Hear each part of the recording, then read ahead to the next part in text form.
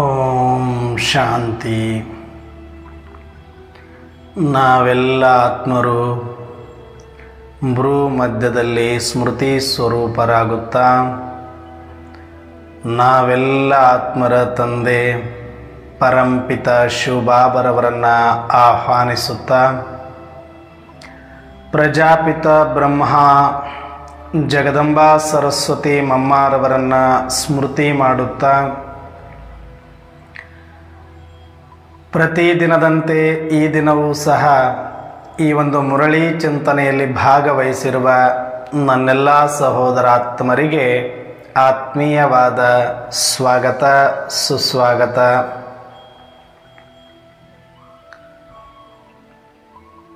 ಬಾಬಾರವರು ಈ ದಿನ ಮುರಳಿಯಲ್ಲಿ ಅನೇಕ ಮಹಾವಾಕ್ಯಗಳನ್ನು ಕೊಟ್ಟಿದ್ದಾರೆ. ಅದರಲ್ಲೂ ವಿಶೇಷವಾಗಿ ವರದಾನವಿದೆ. ಆ ವರದಾನದ ಕುರಿತಾಗಿ ಸಂಕ್ಷಿಪ್ತವಾದ ಚಿಂತನೆಯನ್ನು ನಾವು ಮಾಡೋಣ. ಈ ದಿನದ ವರದಾನ ತಂದೆಯ ಪ್ರೀತಿಯ ಮೂಲಕ ತಮ್ಮ ಮೂಲ ಬಲಹೀನತೆಯನ್ನು ಬಲಿಹಾರಿ ಮಾಡುವಂತಹ ಜ್ಞಾನಿತ್ವ ಆತ್ಮಭಾವ. ಈ ದಿನ ಬಾಬರವರು ಹೇಳ್ತಿದ್ದಾರೆ ತಂದೆಯ ಪ್ರೀತಿಯ ಮೂಲಕ, ಅಂದರೆ ಅವರ ಪ್ರೀತಿಗೆ ನಾನು ಏನು ಬೇಕಾದರೂ ಬಲಿಹಾರಿ ಆಗ್ತೀನಿ ಅಂತ ಹೇಳ್ತಾರೆ. ಲೌಕಿಕದಲ್ಲೇ ಹೇಳ್ತಾರೆ ಪ್ರಾಣ ಬೇಕಾದರೂ ಕೊಟ್ಟು ಬಿಡ್ತೀನಿ. ಅಂದರೆ ಪ್ರೀತಿಗೆ ಅಷ್ಟೊಂದು ತಾಕತ್ತಿದೆ ಅಂತ ಈ ಜಗತ್ತಿನಲ್ಲಿ ಎಲ್ಲರೂ ಸಾರಿ ಸಾರಿ ಹೇಳ್ತಿದ್ದಾರೆ. ಅದು ಲೌಕಿಕ, ಕ್ಷಣಿಕ ಮತ್ತು ಅದು ತಾತ್ಕಾಲಿಕವಾದಂಥ ಪ್ರೀತಿ ಅಂತ ತಿಳ್ಕೊಂಡಿದ್ದಾರೆ. ಪ್ರೀತಿಯಲ್ಲಿರುವಂಥ ಮೋಹ ಆಗಿರ್ಬೋದು, ಅದು ಲೋಭ ಆಗಿರ್ಬೋದು, ಪ್ರೀತಿ ಅಲ್ಲ ಅದು. ಆದರೂ ಕೂಡ ಲೌಕಿಕ ಪ್ರೀತಿ ಅಂದುಕೊಂಡಿರುವಂಥ ಪ್ರೀತಿಗಾಗಿಯೇ ಪ್ರಾಣವನ್ನು ಅರ್ಪಣೆ ಮಾಡುವಷ್ಟರ ಮಟ್ಟಿಗೆ ತಯಾರಾಗ್ತಿದ್ದಾರೆ ಅಂದಾಗ, ಇನ್ನು ಪಾರಲೌಕಿಕ ಪಿತ ಪರಮಾತ್ಮ ಮತ್ತು ನನ್ನ ಆತ್ಮದ ಸಂಬಂಧ ಅವಿನಾಭಾವ ಮತ್ತು ಅವಿನಾಶಿ ಸಂಬಂಧ, ಅನಾದಿ ಸಂಬಂಧವಾಗಿದೆ. ಹಾಗಿದ್ದ ಮೇಲೆ ನೀವೆಲ್ಲರೂ ಕೂಡ ಆ ಪ್ರಿಯತಮ, ಆ ನನ್ನ ತಂದೆ, ಆ ನನ್ನ ಹೀರೋ, ಎಲ್ಲದಕ್ಕೂ ನನಗೆ ಅವರೇ ಸುಪ್ರೀಂ. ಅಂತಹ ಸುಪ್ರೀಂ ತಂದೆಯ ಪ್ರೀತಿಯ ಮೂಲಕ, ಅವರ ಪ್ರೀತಿಗಾಗಿ ನೀವು ನನಗಾಗಿ ಏನು ಮಾಡಬೇಡಿ. ನನ್ನ ಪ್ರೀತಿಗೇನಾದರೂ ರಿಟರ್ನ್ಸ್ ನೀವು ಕೊಡೋದಾಗಿದ್ದರೆ ಬಲಿಹಾರಿ ನೀವು ಪ್ರಾಣವನ್ನು ಕೊಡಬೇಕಾಗಿಲ್ಲ. ಬದಲಾಗಿ ನಿಮ್ಮ ಒಳಗಿರುವ ಮೂಲ ಒರಿಜಿನಲ್ ನಿನ್ನದೇ ಆಗಿರತಕ್ಕಂತಹ ಆಂಟಿಕ್, ಪ್ರತಿಯೊಬ್ಬರಿಗೂ ಅವರವರದ್ದೇ ಆದ ಮೂಲ ಬಲಹೀನತೆ ಇದೆ. ಎಲ್ಲರಿಗೂ ಒಂದೇ ಬಲಹೀನತೆ ಇರಬೇಕಂತ ಇಲ್ಲ. ಹಾಗೆ ನಿಮಗೆ ಗೊತ್ತಿರುವಂತಹ ನಿಮ್ಮಲ್ಲಿರುವ ಮೂಲ ಬಲಹೀನತೆಯನ್ನೇ ಬಲಿಹಾರಿ ಮಾಡಿ, ಅರ್ಪಣೆ ಮಾಡಿಬಿಡಿ, ನನಗೆ ಕೊಟ್ಟುಬಿಡಿ ನನಗೆ. ಆಗ ನೀವೇನಾಗ್ತೀರಿ? ಜ್ಞಾನಿತ್ವ ಆತ್ಮಭವ. ಜ್ಞಾನಿಗಳಿಗೆ ಭಕ್ತರಿಗೆ ವ್ಯತ್ಯಾಸ ಏನು ಅಂದರೆ, ಭಕ್ತಿಯಲ್ಲೂ ಕೂಡ ಪ್ರೇಮದ ಪರಾಕಾಷ್ಠೆ ಇರುತ್ತೆ ಪರಮಾತ್ಮನ ಮೇಲೆ. ಆ ಪ್ರೇಮಕ್ಕೆ ಪ್ರತಿಯಾಗಿ ಬಹಳ ಜನ ಭಗವಂತನಿಗಾಗಿ ನಾನು ಏನಾದರೂ ಮಾಡಬೇಕು, ನನಗೋಸ್ಕರ ಭಗವಂತ ಇಷ್ಟೆಲ್ಲ ಮಾಡಿದ್ದಾನೆ, ಈ ಸುಂದರವಾದ ಪ್ರಕೃತಿಯನ್ನು ಕೊಟ್ಟಿದ್ದಾನೆ, ಈ ಶರೀರವನ್ನು ಕೊಟ್ಟಿದ್ದಾನೆ, ಆರೋಗ್ಯ ಕೊಟ್ಟಿದ್ದಾನೆ, ಆಯುಷ್ಯ ಕೊಟ್ಟಿದ್ದಾನೆ, ಸಮಯ ಕೊಟ್ಟಿದ್ದಾನೆ, ಸಮಾಜ ಕೊಟ್ಟಿದ್ದಾನೆ, ಸಂಬಂಧಗಳು ಕೊಟ್ಟಿದ್ದಾನೆ, ಸಂಪಾದನೆ ಇಟ್ಟಿದ್ದಾನೆ. ಇಷ್ಟೆಲ್ಲ ಕೊಟ್ಟಿರುವ ಪರಮಾತ್ಮನಿಗೆ ಏನಂತ ನಾನು ಹೇಳೋದು, ಏನಂತ ನಾನು ಹಾಡೋದು, ಏನು ಭಗವಂತನಿಗೆ ಅರ್ಪಣೆ ಮಾಡೋದು ಅಂತ ಭಾವನೆಗಳಲ್ಲಿ ಬಂದು ಭಕ್ತರಾದಂಥವರು ಸಾಕಷ್ಟು ತಮ್ಮ ತಮ್ಮ ಎಲ್ಲ ರೀತಿಯ ಸಮರ್ಪಣೆಗಳನ್ನು ಮಾಡಿ ಜಗತ್ತಿನಲ್ಲಿ ತೋರಿಸಿದ್ದಾರೆ. ಏನೇನೋ ಕೊಟ್ಟಿದ್ದಾರೆ. ಬಹಳಷ್ಟು ಜನ ಪರಮಾತ್ಮನಿಗಾಗಿ ಭಕ್ತಿಯಿಂದ ಪೂಜೆ, ಹೋಮ, ಹವನ, ಯಾಗ, ಯಜ್ಞಗಳನ್ನು ಮಾಡಿದ್ದಾರೆ, ತಪಸ್ಸನ್ನು ಮಾಡಿದ್ದಾರೆ, ಹಠ ಯೋಗಗಳನ್ನು ಮಾಡಿದ್ದಾರೆ. ಏನೆಲ್ಲ ವಿಭಿನ್ನ ವಿಭಿನ್ನ ರೀತಿಯಲ್ಲಿ, ಕೆಲವರು ಒಂಟಿಗಾಲಲ್ಲಿ ನಿಂತುಕೊಂಡು, ಕೆಲವರು ತೀರ್ಥಯಾತ್ರೆ ಮಾಡಿಕೊಂಡು, ಕೆಲವರು ನೀರಲ್ಲಿ ಮುಳುಗಿ, ಕೆಲವರು ತಲೆ ಕೆಳಗೆ ಮಾಡಿ ಕಾಲ ಮೇಲೆ ಮಾಡಿ ಏನು ಅಂದರೆ ಭಕ್ತಿ ಅಂತ ಹೇಳ್ತಾರೆ. ನಾವು ಏನು ಮಾಡಿದ್ವಿ ಭಗವಂತನಿಗೋಸ್ಕರ? ಏನಾದರೂ ಮಾಡಿದರೆ ತಾನೇ ಭಗವಂತನು ಏನಾದರೂ ಕೊಡೋದು ಅಥವಾ ನಮಗೆ ದರ್ಶನ ನೀಡೋದು. ಏನೋ ಮಾಡದೆ ಏನು ಸಿಕ್ಬಿಡುತ್ತೆ ನಮಗೆ? ಈ ಒಂದು ಭಾವನೆಯಲ್ಲಿ ಬಂದು ಭಾವನೆಯ ಅತಿರೇಕದಲ್ಲಿ ಹೋಗಿ ಎಷ್ಟೋ ಜನ ನಾವು ನೋಡ್ತೀವಿ ಭಕ್ತಿಯಲ್ಲಿ ಬೇಡರ ಕಣ್ಣಪ್ಪ ಅಂತೇಳಿ ತನ್ನ ಕಣ್ಣನ್ನೇ ಕೊಟ್ಟ ಅಂತ ಹೇಳ್ತೀವಿ. ಶಿವಪ್ಪನಿಗೆ ಕಣ್ಣಿಲ್ವಲ್ಲ ಅಂತ ಕಣ್ಣು ಅಂದರೆ ಭಾವನೆಯ ಅತಿರೇಕ ಅದು. ಹಾಗಂತ ಭಕ್ತಿ ತಪ್ಪು ಅಂತಲ್ಲ, ಭಕ್ತಿಗೂ ಜ್ಞಾನಕ್ಕೂ ವ್ಯತ್ಯಾಸವನ್ನು ಮಾತ್ರ ನಾವು ತಿಳ್ಕೊಳ್ಳೋಣ.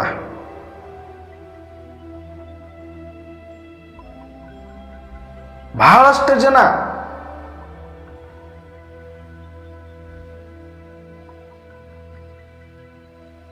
ಭಕ್ತ ಕುಂಬಾರ ತನ್ನ ಕೈಗಳನ್ನು ಕಟ್ ಮಾಡಿಕೊಳ್ತಾನೆ ಅಂತ ಹೇಳ್ತೀವಿ.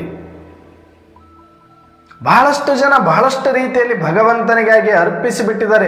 ಏನಾದರೂ ಒಂದು ಸಣ್ಣ ಲೋಪ ಆಯಿತು ಅಂದರೆ ಅದಕ್ಕೆ ಪ್ರತಿಫಲವಾಗಿ ಅರ್ಪಿಸಿರೋರಿದ್ದಾರೆ. ಭಕ್ತಿಯಲ್ಲಿ ಬಹಳಷ್ಟು ಪ್ರೀತಿಯಿಂದ ಅರ್ಪಿಸಿರೋರಿದ್ದಾರೆ. ಈಗ ಕೆಲವರು ಮುಡಿ ಕೊಡ್ತೀವಿ ಅಂತ ಕೊಡ್ತಾರೆ. ಯಾವುದೋ ಒಂದು ಏನೋ ಒಂದು ಕೊಡಬೇಕು ಅಂದರೆ ಭಗವಂತನಿಗೆ ನಾವು ಏನಾದರೂ ಕೊಟ್ರೇನೆ ಏನಾದರೂ ಒಂದಷ್ಟು ತೃಪ್ತಿ ಅಂತ ಭಾವನೆಗಳ ಅತಿರೇಕದಲ್ಲಿ ಭಕ್ತಿ ಮಾರ್ಗದಲ್ಲಿ ಮಾಡ್ತಾರೆ. ಅದಕ್ಕೆ ಇದನ್ನು ಭಕ್ತಿ ಅಂತ ಕರೆದ್ರು. ಆದರೆ ಇವತ್ತು ಬಾಬಾರವರು ಹೇಳ್ತಿದ್ದಾರೆ, ಪರಮಾತ್ಮನಿಗೆ ಕೊಡಬೇಕು ಅಂತ ನೀವು ಭಕ್ತರಾಗಬೇಡಿ. ಕೊಡಬೇಕಾಗಿರೋದನ್ನ ಸರಿಯಾಗಿ ತಿಳಿದುಕೊಟ್ರೆ ನೀವೇನಾಗ್ತೀರಿ? ಜ್ಞಾನಿತ್ವ ಆತ್ಮಭವ, ಜ್ಞಾನಿ ಆತ್ಮರಾಗಬೇಕು ನೀವು. ಭಾವನೆ ಅತಿರೇಕದಲ್ಲಿ ಬಂದು ಭಕ್ತರಾಗಬೇಡಿ. ನೀವು ಭಕ್ತಿ ಮಾರ್ಗವನ್ನು ಕಂಪ್ಲೀಟಾಗಿ ಮುಗಿಸಿ ಬಂದಿರೋರು, ನಿಮ್ಮ ಭಕ್ತಿ ಕಂಪ್ಲೀಟ್ ಆಗೋಗಿದೆ. ಈಗ ಜ್ಞಾನಿಗಳಾಗಬೇಕು. ಯಾರು ಜ್ಞಾನಿ? ಯಾರು ಅಂದರೆ ಯಾರು ಪರಮಾತ್ಮನಿಗೆ ಸರಿಯಾದದ್ದನ್ನು ಕೊಡಬೇಕು ಅಂತ ಅರ್ಥ ಮಾಡಿಕೊಂಡು ಅದನ್ನು ಸಮರ್ಪಣೆ ಮಾಡ್ತಾರೆಯೋ ಅವರೇ ನಿಜವಾದ ಜ್ಞಾನಿಗಳು. ಹಾಗಿದ್ರೆ ಪರಮಾತ್ಮ ನಮ್ಮಿಂದ ಏನು ಬಯಸ್ತಾನೆ? ಕೊಡದೇ ಆಗಿದ್ರೆ ಮಗು ನಿನ್ನಲ್ಲಿರುವ ಬಲಹೀನತೆಗಳನ್ನು ಕೊಡು, ನಿನ್ನ ದೌರ್ಬಲ್ಯಗಳನ್ನು ಕೊಡು, ನಿನ್ನ ದುರ್ಗುಣಗಳನ್ನು ಕೊಡು, ನಿನ್ನ ದುಶ್ಚಟಗಳನ್ನು ಕೊಡು. ಇದು ನೀನು ಕೊಡಬೇಕಾಗಿರುವಂಥದ್ದು. ಪರಮಾತ್ಮನಿಗೆ ನೀನು ಇವುಗಳನ್ನು ಕೊಟ್ಟಾಗ ನೀನು ಪರಿಶುದ್ಧನಾದಾಗ ನಿಜಕ್ಕೂ ನೀನು ಜ್ಞಾನಿ ಆತ್ಮನಾಗ್ತೀಯ. ನಾನು ಕೇಳಬಾರ್ದದನ್ನ ನೀನೇ ಅರ್ಪಿಸಬೇಕು. ಭಗವಂತನನ್ನ ನೆನಪು ಮಾಡುತ್ತೇನೆ, ಭಗವಂತನ ಜ್ಞಾನವನ್ನು ಪಡೆದಿದ್ದೇನೆ, ಭಗವಂತನ ಹೆಸರನ್ನ ದಿನಕ್ಕೆ 1000 ಸಲ ಹೇಳ್ತೇನೆ ಅಂದಾಗ ಈ ನಾಲಿಗೆಯಿಂದ ಕೆಟ್ಟ ಮಾತು ಬರಬಾರದು.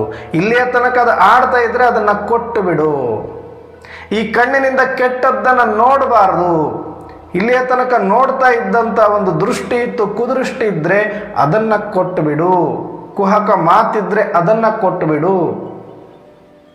ಇನ್ನು ಇಲ್ಲಿಯ ತನಕ ನಾನು ದಿನಕ್ಕೆ 1000 ಸಲ ಪರಮಾತ್ಮನನ್ನ ಸ್ಮರಣೆ ಮಾಡಲಿಕ್ಕೆ, ಸ್ಮೃತಿ ಮಾಡಲಿಕ್ಕೆ ಗಂಟೆಗಟ್ಟಲೆ ಯೋಗ ಮಾಡ್ತಾ ಇದ್ದೀವಿ, ಜ್ಞಾನ ಕೇಳ್ತಾ ಇದ್ದೀವಿ, ಈ ಮಾರ್ಗದಲ್ಲಿ ನಡೀತಾ ಇದ್ದೀವಿ. ಆದರೆ ಇಲ್ಲಿಯ ತನಕನೂ ಕೂಡ ಸ್ವಲ್ಪ ದುರಾಲೋಚನೆಗಳು ಬರ್ತಾ ಇದೆ, ವಿಕಲ್ಪಗಳು ಬರ್ತಾ ಇದೆ, ಕುವಿಚಾರಗಳು ಬರ್ತಾ ಇದೆ ಅಂದರೆ ಅದನ್ನು ಕೊಟ್ಟು ಬಿಡು. ಕುಹಕ ಮಾತು, ಕುದೃಷ್ಟಿ ಮತ್ತು ಕುಆಲೋಚನೆಗಳು, ದುರಾಲೋಚನೆಗಳು, ವಿಕಲ್ಪಗಳು ಅದನ್ನು ಕೊಟ್ಟು ಬಿಡು. ಇನ್ನು ಇಲ್ಲಿಯ ತನಕ ಈ ಪರಮಾತ್ಮನ ಮುರಳಿಯನ್ನು ಹಿಡಿಯುವಂಥ ಕೈ, ಪರಮಾತ್ಮನ ಸೇವೆಗಾಗಿ ಇರುವಂತಹ ಈ ಕೈಗಳಿಂದ ಇಲ್ಲಿಯ ತನಕ ಏನಾದರೂ ಕುಕರ್ಮಗಳಾಗ್ತಾ ಇದ್ರೆ ಅದನ್ನು ಅರ್ಪಿಸಿಬಿಡು. ಯಾಕಂದ್ರೆ ನಿನ್ನಲ್ಲಿ ಇರುವಂತ ಅಶುದ್ಧತೆಯನ್ನೆಲ್ಲ ಹೋಗಲಾಡಿಸು. ಯಾಕಂದ್ರೆ ದಿನಕ್ಕೆ ಅಷ್ಟೂ ಸಲ ಪ್ರಯತ್ನ ಮಾಡ್ತಾ ಇರೋದು ಬೆಳಿಗ್ಗೆ ಎದ್ದಾಗಿಂದ ರಾತ್ರಿ ಮಲಗುವ ತನಕ ಬಾಬಾರವರ ನೆನಪಲ್ಲಿ ಇರಬೇಕು, ಆತ್ಮಿಕ ದೃಷ್ಟಿ, ಪರಮಾತ್ಮನ ಸ್ಮರಣೆಯಲ್ಲಿ ಮುಳುಗಬೇಕು ಅನ್ನುವಂಥ ಸುಭಿಚ್ಛೆಯಿಂದ ನೀನೇನು ಈ ಜೀವನವನ್ನು ಆರಂಭ ಮಾಡಿದೀಯಾ, ಇದು ಪರಿಪೂರ್ಣ ಆಗಬೇಕು, ನೀನು ಪರಿಪಕ್ವ ಆಗಬೇಕು, ನೀನು ಜ್ಞಾನಿಯ ಆತ್ಮ ಆಗಬೇಕು ಅಂದರೆ ನಿನ್ನಲ್ಲಿರುವ ಅಶುದ್ಧತೆಗಳನ್ನೆಲ್ಲ ಕೊಟ್ಟು ಬಿಡು. ಪರಮಾತ್ಮ ಅಂದರೆ ಪರಿಶುದ್ಧ, ಪರಮಾತ್ಮ ಅಂದರೆ ಪವಿತ್ರ, ಪರಮಾತ್ಮ ಅಂದರೆ ಸತ್ಯ, ಪರಮಾತ್ಮ ಅಂದರೆ ಸತೋಪ್ರಧಾನ್. ಹಾಗಾಗಿ ನಿನಗೇನಾದರೂ ಪರಮಾತ್ಮನಿಗೆ ಸಮರ್ಪಿಸುವ ಇಚ್ಛೆ ಇದ್ದರೆ ತಲೆ ಕೂದಲನ್ನು ತಗೊಂಡು ಪರಮಾತ್ಮ ಏನು ಮಾಡೋದಿದೆ? ನಿನ್ನ ಹಠಯೋಗಗಳನ್ನು ತಗೊಂಡು ಪರಮಾತ್ಮ ಏನು ಮಾಡೋದಿದೆ? ನಿನ್ನ ಹಣ ಸಂಪತ್ತು ದೌಲತ್ತನ್ನು ತಗೊಂಡೇನು ಮಾಡೋದಿದೆ? ಪರಮಾತ್ಮನಿಗೆ ಇದು ಯಾವುದು ಕೊಡಬೇಕಾಗಿಲ್ಲ. ಕೊಡಬೇಕಾಗಿರೋದನ್ನು ಕೊಡದೆ ಅಲ್ಟರ್ನೇಟನ್ನು ತಾನೇ ಅತಿ ಬುದ್ಧಿವಂತ ಅಂದುಕೊಂಡಂಥ ಮನುಷ್ಯ ತಾನು ಗಳಿಕೆರೋ ಸಂಪಾದನೆಯಲ್ಲಿ ಒಂದು ಬಲ್ಬನ್ನು ಕೊಡಿಸಿ ಅದರ ಮೇಲೆ ಹೆಸರು ಹಾಕೋದು, ಒಂದು ಫ್ಯಾನನ್ನು ಕೊಡಿಸಿ ಅದರ ಮೇಲೆ ಹೆಸರು ಹಾಕೋದು, ಒಂದು ಏನೋ ಕಟ್ಟಡ ಕಟ್ಟಿಸಿ ಅದರ ಮೇಲೆ ಹೆಸರು ಹಾಕ್ಸೋದು, ತನ್ನ ಶಕ್ತಿ ಅನುಸಾರ ಏನೋ ಒಂದಷ್ಟು ಮಾಡಿಬಿಟ್ಟು ಅದಕ್ಕೊಂದು ದೊಡ್ಡದಾಗಿ ಹೆಸರು ಹಾಕ್ಕೊಂಡು ಕೂತ್ಕೊಂಡು ನಾನು ಮಾಡಿದ್ದೀನಿ ಹೇಳುವಂಥ ಅಹಂಕಾರವನ್ನೇ ಮೆತ್ತಿಕೊಳ್ಳುವಂತಹ ಈ ಅಜ್ಞಾನಕ್ಕೆ ಏನು ಹೇಳಬೇಕು ಭಗವಂತ? ಮಾಡಿ ಮಾಡದಂತೆ ನೋಡಿ ನೋಡದಂತೆ ಇರಬೇಕು ಪರಮಾತ್ಮನ ಸೇವೆಯಲ್ಲಿ. ಆದರೆ ಭಕ್ತಿಯಲ್ಲಿ ಜ್ಞಾನದ ಕಣ್ಣು ಮುಚ್ಚಿ ಹೋಗಿರೋದ್ರಿಂದ, ಅಜ್ಞಾನದ ಪರದೆ ಬೆಳೆದಿರೋದ್ರಿಂದ ಅಲ್ಲಿ ಏನು ಮಾಡ್ತಾ ಇದ್ದೀನಿ ಅನ್ನುವ ಪ್ರಜ್ಞೆ ಇರೋದಿಲ್ಲ. ಆದರೆ ಭಾವನೆಗಳ ಅತಿರೇಕ ಮಾತ್ರ ಆಗ್ತಾ ಇರುತ್ತೆ. ಜೊತೆಗೆ ಅವರನ್ನು ನೋಡಿ ಇವರನ್ನು ನೋಡಿ ಪ್ರಭಾವದಲ್ಲಿ ಬಂದು ಏನು ಮಾಡಬಾರ್ದು ಅದೆಲ್ಲನೂ ಮಾಡ್ತೀವಿ. ಆದರೆ ಏನು ಮಾಡಬೇಕು ಅದನ್ನೇ ಮಾಡೋದಿಲ್ಲ. ಅದಕ್ಕೆ ಅದು ಭಕ್ತಿ ಮಾರ್ಗ, ಇದು ಜ್ಞಾನ ಮಾರ್ಗ. ಜ್ಞಾನಿತ್ವ ಆತ್ಮ ನಾನು ಅಂದರೆ ಪರಮಾತ್ಮ ಯಾರು, ನಾನು ಯಾರು, ಪರಮಾತ್ಮನಿಗೂ ನನಗೂ ಸಂಬಂಧ ಏನು ಮತ್ತು ಪರಮಾತ್ಮ ನನಗಾಗಿ ಏನು ಮಾಡುತ್ತಿದ್ದಾರೆ, ನಾನು ಪರಮಾತ್ಮನಿಗಾಗಿ ಅಥವಾ ಪರಮಾತ್ಮನ ಆದೇಶದಿಂದ ನಾನು ಏನು ಮಾಡಬೇಕಾಗಿದೆ. ಇದನ್ನು ಯಾರು ಯಥಾರ್ಥವಾಗಿ ಸರಿಯಾಗಿ ಅರ್ಥೈಸಿಕೊಂಡು ಆ ಮಾರ್ಗದಲ್ಲಿ ಸರಿಯಾಗಿ ಮಾಡ್ತಾ ಬರ್ತಾ ಇದ್ದಾರೆ ಆತನೇ ನಿಜವಾದ ಜ್ಞಾನಿತ್ವ ಆತ್ಮ.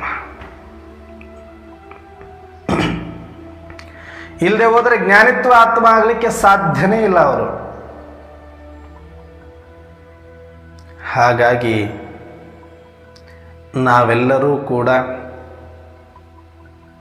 ಸ್ವಯಂ ಪರಂಪಿತ ಪರಮಾತ್ಮ ತಂದೆಯನ್ನು ಪಡೆದುಕೊಂಡಿರುವ ಮಹಾ ಸೌಭಾಗ್ಯಶಾಲಿ ಆತ್ಮರು ಈ ಸಂಗಮ ಯುಗದಲ್ಲಿ.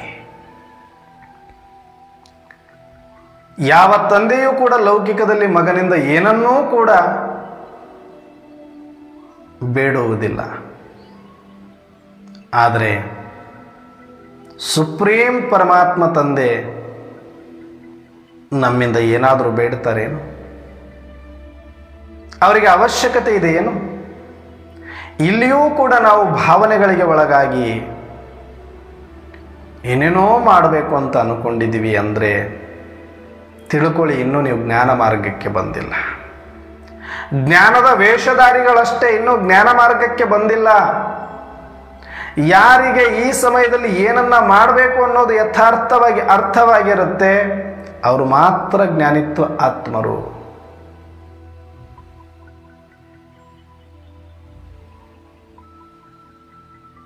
ಇದು ಒಳಗಡೆ ಮಾಡಬೇಕಾಗಿರೋದು. ಹೊರಗಡೆ ನೀವು ಪಾತ್ರ ಏನಿರುತ್ತೆ ಅದನ್ನ ಮಾಡಬೇಕಾಗತ್ತೆ, ಮಾಡಿ. ಹೊರಗಡೆ ನೀವು ನಿಮಿತ್ತರಾಗಿರ್ಬೋದು, ಸಂಸಾರಿಗಳಾಗಿರ್ಬೋದು, ಸಹಯೋಗಿಗಳಾಗಿರ್ಬೋದು, ಉದ್ಯೋಗಿಗಳಾಗಿರ್ಬೋದು, ವ್ಯಾಪಾರಿಗಳಾಗಿರ್ಬೋದು, ಅದು ಹೊರಗಡೆಯ ಪಾತ್ರ. ಅದನ್ನು ಅರ್ಪಿಸಿ ಅಂತ ಹೇಳೋದಿಲ್ಲ ಬಾಬಾ. ಒಳಗಡೆ ಅರ್ಪಿಸಬೇಕಾಗಿರೋದು ಸಾಕಷ್ಟಿದೆ. ಒಳಗಡೆಯಿಂದ ಸ್ವಚ್ಛ ಮಾಡಬೇಕಾಗಿರೋದು. ಹೊರಗಡೆ ಬೇಕಾದಷ್ಟು ತಿಕ್ಕಿ ತೊಳೆದು ತಳತಳ ಅಂತ ಮಾಡಿದರೆ ಉಪಯೋಗಕ್ಕೆ ಬರುವುದಿಲ್ಲ. ಒಳಗಡೆ ತೊಳಿಬೇಕಾಗಿರೋದೀಗ, ಒಳಗಡೆ ಮಾಡಬೇಕಾಗಿರೋದೀಗ. ಅರ್ಪಿಸಬೇಕಾಗಿರೋದು ಹೊರಗಡೆದಲ್ಲ, ಒಳಗಡೆದು. ಬಹಿರಂಗದಲ್ಲಿ ಇರುವುದನ್ನು ಅರ್ಪಿಸುವುದು ಭಕ್ತಿ ಮಾರ್ಗ, ಅಂತರಂಗದಲ್ಲಿ ಅರ್ಪಿಸುವುದು ಜ್ಞಾನ ಮಾರ್ಗ. ಅಂತರಂಗದಲ್ಲಿರುವ ದುರ್ಗುಣಗಳು, ಅಂತರಂಗದಲ್ಲಿರುವ ದುಶ್ಚಟಗಳು, ಅಂತರಂಗದಲ್ಲಿರುವ ದುರಭ್ಯಾಸಗಳು, ಅಂತರಂಗದಲ್ಲಿರುವ ದುರಾಲೋಚನೆಗಳನ್ನು ಅರ್ಪಿಸಬೇಕು. ಇದು ಜ್ಞಾನ ಮಾರ್ಗ. ಹಾಗಿದ್ರೆ ಏನನ್ನ ಅರ್ಪಣೆ ಮಾಡಬೇಕು?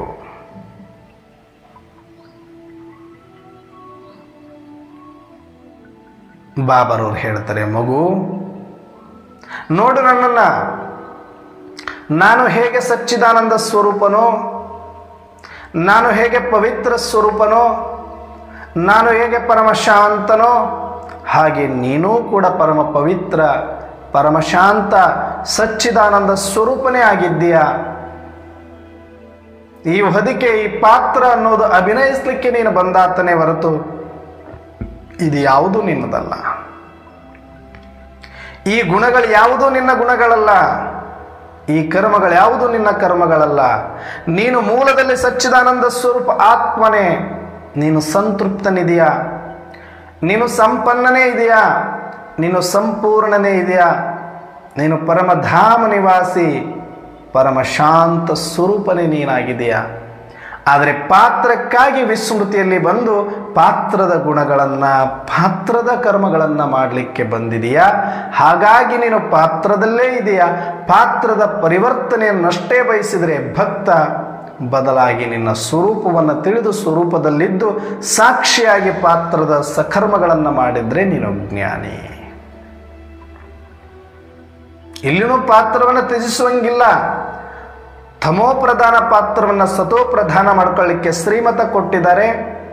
ಅದರ ಜೊತೆಗೆ ಒಳಗಡೆ ಅಂತರಾತ್ಮದ ಸ್ವರೂಪವನ್ನು ತಿಳಿದು ಅದೇ ಅನುಭಾವದಲ್ಲಿ ಇದ್ದು ಸಾಕ್ಷಿಯಾಗಿ ಕರ್ಮಗಳನ್ನು ಮಾಡುವಂಥದ್ದೇ ಜ್ಞಾನಿತ್ವ ಆತ್ಮರ ಲಕ್ಷಣ. ಹಾಗಾಗಿ ನಾವು ಜ್ಞಾನಿ ಆತ್ಮರು ಭಾಳ ತಲೆ ಕೆಡಿಸ್ಕೊಳ್ಳೋದು ಬೇಕಾಗಿಲ್ಲ.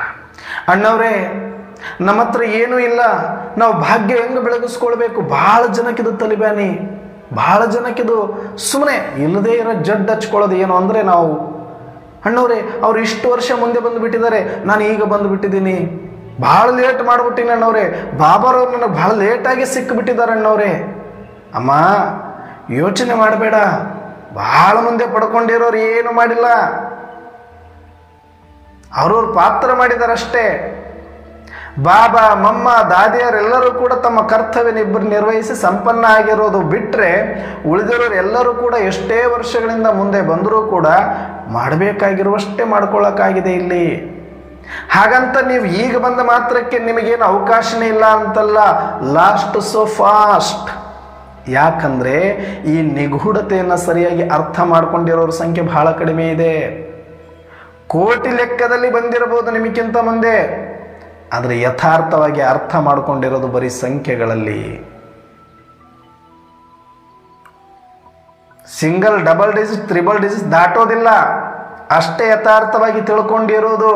ಯೋಚನೆ ಮಾಡಬೇಡಿ, ಕೋಟಿಗಟ್ಟಲೆ ಬಂದಿರಬಹುದು ಸಂಖ್ಯೆಯಲ್ಲಿ ಜನ ನಿಮ್ಗಿಂತ ಮುಂದೆ, ಆದರೆ ಯಥಾರ್ಥ ಜ್ಞಾನ ಅರ್ಥ ಮಾಡ್ಕೊಂಡಿರೋರ ಸಂಖ್ಯೆ ತುಂಬ ತುಂಬ ತುಂಬ ಕಡಿಮೆ. 1% ಕೂಡ ಇನ್ನೂ ಅರ್ಥ ಮಾಡ್ಕೊಂಡಿಲ್ಲ ಸರಿಯಾಗಿ. ಇದು ಡ್ರಾಮಾ ಹಾಗೇ ಇದೆ. ಹಾಗಾಗಿ ಯೋಚನೆ ಮಾಡಬೇಡಿ, ಬಹಳ ಮುಂಚೆ ಸಿಕ್ಬಿಡ್ಬೇಕಾಗಿತ್ತು ನಮಗೆ ಬಾಬಾ. ಅಲ್ಲ, ಅದು ತಪ್ಪು. ಡ್ರಾಮಾದಲ್ಲಿ ಯಾವಾಗಿದೆಯೋ ಅವಾಗೇ ಸಿಕ್ಕಿದೆ. ಅದನ್ನು ಕರೆಕ್ಟಾಗಿ ಅರ್ಥ ಮಾಡ್ಕೊಂಡು ಸ್ವೀಕಾರ ಮಾಡೋದು ಜ್ಞಾನವೇ. ಅದಕ್ಕಾಗಿ ಸಂಕಲ್ಪಗಳನ್ನು ವ್ಯರ್ಥ ಮಾಡೋದು ಮತ್ತೆ ಅಜ್ಞಾನ ಆಗುತ್ತೆ. ಅದನ್ನು ಬಿಟ್ಬಿಡಿ, ಅದು ನಿಮ್ಮ ಕೆಲಸ ಅಲ್ಲ, ಅದರಿಂದ ನಿಮಗೇನು ನಷ್ಟನೂ ಇಲ್ಲ. ಅದಾದ ಮೇಲೆ ಬಹಳ ಜನಕ್ಕೆ ಇರುತ್ತೆ, ಬಾಬಾ ಈ ಜನ್ಮದಲ್ಲಿ ನಮ್ಮನ್ನು ಸ್ವಲ್ಪ ಶ್ರೀಮಂತರನ್ನಾಗಿ ಮಾಡಬೇಕಾಗಿತ್ತು. ನೋಡು, ಆಕವ್ರು ಹಂಗಿದ್ದಾರೆ, ಈ ಅಣ್ಣವ್ರು ಹಿಂಗಿದ್ದಾರೆ, ಅವ್ರು ಇದನ್ನು ಮಾಡಿದಾರಂತೆ ಬಾಬನ ಮನೆಗೆ, ಅವ್ರು ಹಿಂಗ ಕೊಟ್ಟಿದ್ದಾರಂತೆ ಬಾಬನ ಮನೆಗೆ, ಅವ್ರ ಭಾಗ್ಯ ಏನೋ ಬೆಳಗಿಸ್ಬಿಟ್ಟೆ, ನಮಗೂ ನೋಡಿದ್ರೆ ಹಿಂಗಿಟ್ಟಿಯ, ಕೊಡೋಕ್ಕೂ ಏನೂ ಇಲ್ಲ, ಸಿಗೋದು ಸಿಕ್ಕಿಯ, ಲಾಸ್ಟಲ್ಲಿ ಸಿಕ್ಕಿಯ. ಅದು ಖಾಲಿ ಕೈಯಲ್ಲಿದ್ದೀವಿ ನಾವು, ಬಡತನದಲ್ಲಿದ್ದೀವಿ ನಾವು. ಅಷ್ಟೇ ಅಲ್ಲ, ಇನ್ನು ಸಾಲದಲ್ಲಿ ಸಿಕ್ಕಾಕೊಂಡಿದ್ದೀವಿ. ಅದರಿಂದ ಎದ್ದೇಳೋದು ಕಷ್ಟ ಇದೆ ಅಂದರೆ ಮತ್ತೆ ಭಾಗ್ಯ ಮಾಡ್ಕೋ ಅಂತ ಹೇಳ್ತೀಯಲ್ಲ ಬಾಬಾ, ಇದು ಏನು ಮಾಡೋಣ ನಾವು ಅಂತ ಭಾಳ ಜನ ತಲೆ ಪಡ್ಕೊಳ್ತಾರೆ. ಪ್ರಶ್ನೆಗಳಿದೆ, ಇದು ಭಾಳಷ್ಟು ಆತ್ಮರಿಗಿದೆ ಪ್ರಶ್ನೆ. ಯೋಚನೆ ಮಾಡಬೇಡಿ, ಯೋಚನೆ ಮಾಡಲೇಬೇಡಿ ನೀವು ಈ ವಿಚಾರದಲ್ಲಿ. ಸ್ಥೂಲವಾಗಿ ಏನೆಲ್ಲ ಕೊಡಲಿಕ್ಕೆ ಬರುತ್ತೋ ಅದು ಭಾಳ ಕಡಿಮೆ. ಅದು ಕೋಟಿಗಟ್ಟಲೆ ಕೊಟ್ಟರು ಕೂಡ ತುಂಬ ಕಡಿಮೆ. ಹಾಗಂತ ಅದಕ್ಕೆ ವ್ಯಾಲ್ಯೂ ಇಲ್ವಾ ಅಂದ್ರೂ ತುಂಬ ಇದೆ. ಆದರೆ ಭಗವಂತ ಹೇಳ್ತಿದ್ದಾರೆ, ಬಹಿರಂಗದ್ದನ್ನಷ್ಟೇ ಸಮರ್ಪಣೆ ಮಾಡಿದ್ರೆ ಭಕ್ತಿ ಮಾರ್ಗ,